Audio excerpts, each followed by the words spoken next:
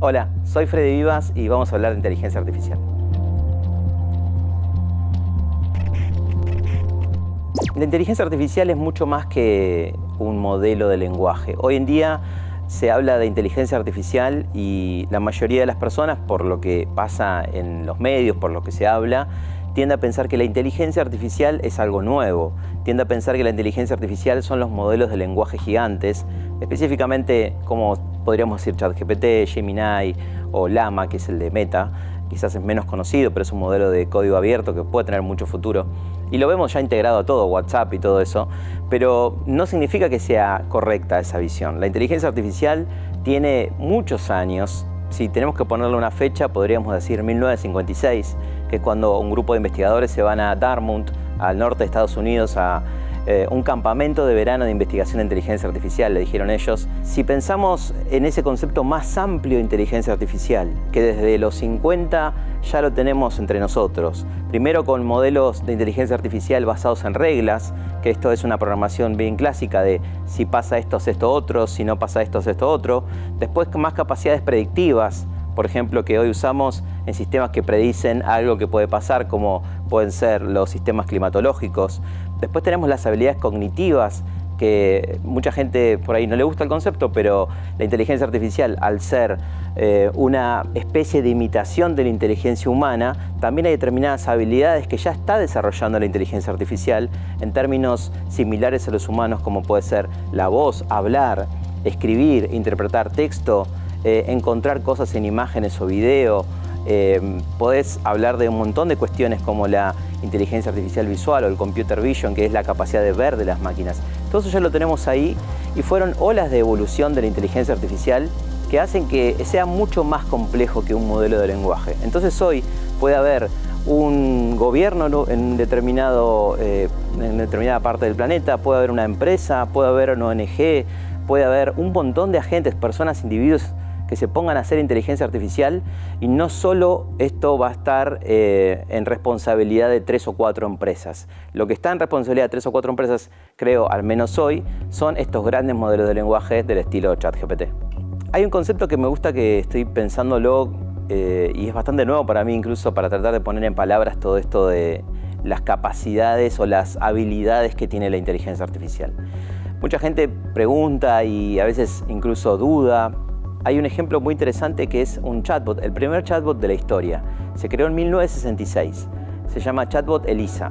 Y en ese momento se creó lo que se llamaba el síndrome de Elisa, que es que muchas personas sentían que estaban hablando con un humano, que atrás de la máquina había un humano que respondía a lo que el chatbot decía. Era un chatbot experimental que pretendía ser una especie de psicólogo. Vos le decías algo, te parafraseaban la respuesta y te decía algo que tenía bastante sentido, y para los años 60, por supuesto que era muy poderoso.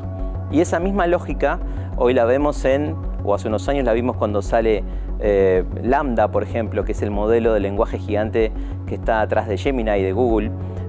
Una persona que probaba ese modelo de lenguaje le hacía preguntas muy específicas y el modelo de lenguaje le hacía respuestas tratando de decirle: me acuerdo que esto lo vi en la universidad, sí, tengo recuerdos de eso. Y la persona que lo entrevistaba, que era como una especie de test de Turing, le hacía, ¿no?, para validar el tipo de inteligencia que tenía esa máquina, dice: vos no estuviste ahí, no fuiste a la universidad, sos una inteligencia artificial. Y la inteligencia artificial se ve en los textos, están los diálogos en Twitter, por ejemplo, si los quieren leer.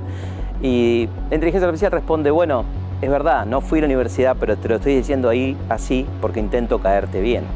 Entonces eso genera una situación de tratar de humanizar a las máquinas, ¿no?, de tomarlo como si fuese un humano, y hay visiones diciendo eso no es un buen camino. Hay que tratar de diferenciar los tipos de inteligencia. Por otro lado, en esto que decía conceptualmente, en el nivel de olas, ¿no?, que hablábamos de la ola basada en reglas de la inteligencia artificial más estructurada, después un modo donde incorpora modelos predictivos, otra capacidad que es las habilidades cognitivas, esto de leer, ver cosas en las imágenes. Después, las siguientes 2 olas, que podríamos decir que son la quinta y la sexta ola, estamos hablando de una IA sintiente, algunos le llaman así. La IA sintiente sería la capacidad de la máquina de tener empatía. Hoy ya hay estudios que demuestran, por ejemplo, ChatGPT generando respuestas empáticas, lo cual no significa que una máquina tenga empatía. Y por supuesto tampoco tiene de alguna forma nada que se le parezca a un sentimiento, ¿no? Sí, lo que puede hacer y lo que ya estamos viendo es tener capacidad creativa, una simulación de la creatividad humana y una simulación de los sentimientos también podría pasar. La inteligencia artificial y la autonomía de la inteligencia artificial es realmente un gran desafío. Hay un concepto muy interesante para mí que se llama alineación de inteligencia artificial. La alineación de inteligencia artificial sería la forma en que nosotros como humanos podemos darle la validación, el check de decir esta inteligencia artificial está lista para interactuar con los humanos de forma segura. Y ahí aparecen un montón de conceptos, la confiabilidad de estos sistemas, la transparencia de los sistemas. En mi último libro Invisible hablé de eso.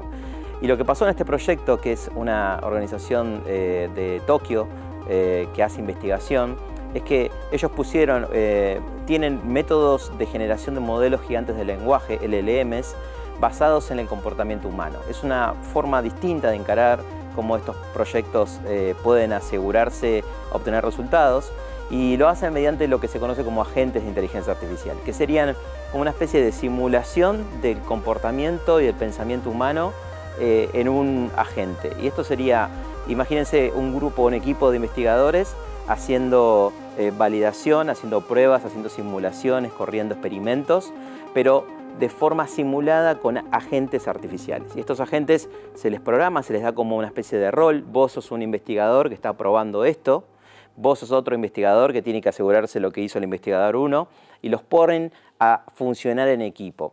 Esto es un experimento. Vuelvo al concepto que hablábamos hace rato de Human in the Loop. El humano ahí asegurándose de la calidad de lo que genere, porque esto puede generar incluso desinformación, ¿no? Si no está bien chequeado. Empresas como Amazon hoy están bloqueando la autopublicación de libros generados con inteligencia artificial sin ningún tipo de control de calidad de lo que está saliendo. Entonces Amazon ya está limitando la venta de eso. El uso que creo que va a tener la IA en el mundo de la investigación y digamos, el desarrollo de conocimiento científico seguramente va a ir más por el lado del complemento, la aceleración de obtener resultados y no por un reemplazo de la investigación humana. Puedo hablar del desarrollo hoy de la inteligencia artificial en el mundo y lo que veo es, como pasó en otros ámbitos del desarrollo tecnológico, es que hay dos grandes fuerzas, dos países liderando el desarrollo de todo esto, que son Estados Unidos y China.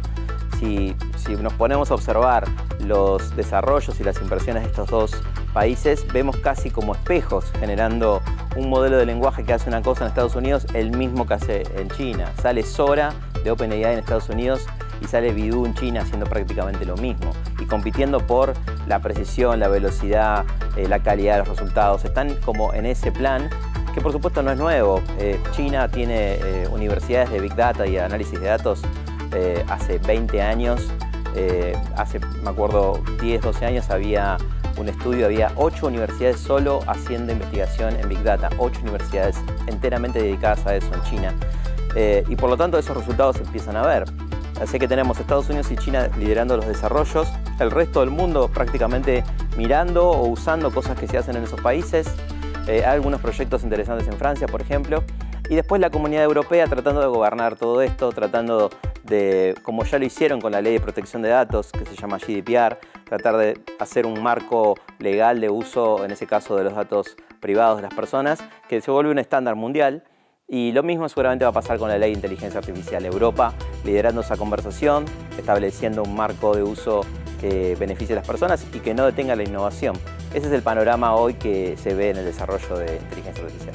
Sin duda, al no tener todavía una ley que gobierne la inteligencia artificial a nivel global, hay diferentes intentos. Por ejemplo, la UNESCO creó un marco ético y de responsabilidad de uso de inteligencia artificial hace ya varios años, unos 3-4 años, donde trabajó con 150 países durante casi 2 años, tratando de entender estas cuestiones. ¿Cómo construimos una inteligencia artificial que nos beneficie a todos como humanos? ¿Cómo hacemos que no se nos vuelva en contra, por decirlo de alguna forma? La tendencia a automatizar todo, sin duda que está acá.